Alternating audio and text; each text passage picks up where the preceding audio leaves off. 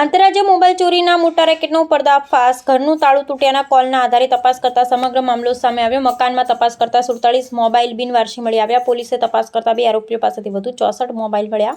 પોલીસે 30.54 લાખની કિંમતના 110 મોબાઈલ ફોન જપ્ત કરી કાર્યવાહી હાથ ધરી. ગેંગના 9 શખ્સો પૈકી 2ની ધરપકડ કરી ઝારખંડના 7 શખ્સોને વોન્ટેડ જાહેર કર્યા. ભાડે માણસો રાખી ભીડભાડવાળા વિસ્તારોમાં ચોરી કરવા મોબાઈલ દીઠ 2000 આપતા હતા. રિપોર્ટર સુનિલ ગાંજાવાલા, સુરત.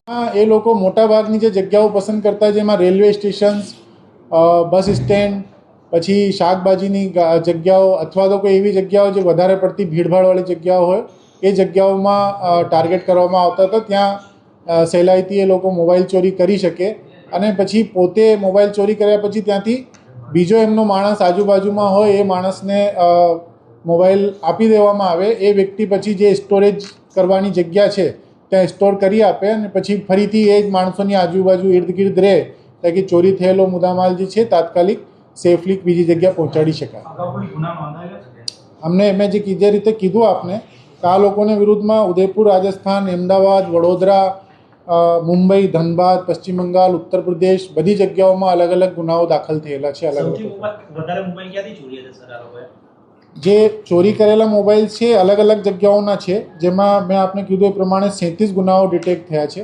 જેમાં રાજસ્થાનના પણ 2, ઉદયપુરના છે, આપણે અમદાવાદના છે, વડોદરાના છે, પછી આપણે અહીંયા સુરતની અંદર પણ આપણે 20 ગુનાઓ જે રજીસ્ટર કરવા જઈ રહ્યા છે, ઓલરેડી રજીસ્ટર થયેલા છે અને અમુક વાર રજીસ્ટર કરવા જઈ રહ્યા છે.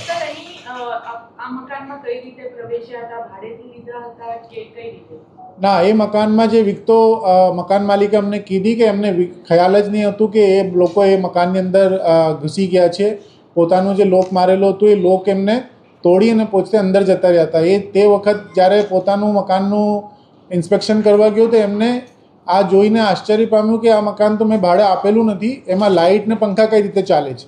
એટલે જ એને 100 નંબર ઉપર કોલ કર્યો હતો ને આ માત્ર 100 નંબરના કોલના ઉપરથી પોલીસે જે રેસ્પોન્સ આપ્યું એ રેસ્પોન્સના આધારે આ મોટી ટોળકી જે છે ડિટેક્ટ થવા પામી છે.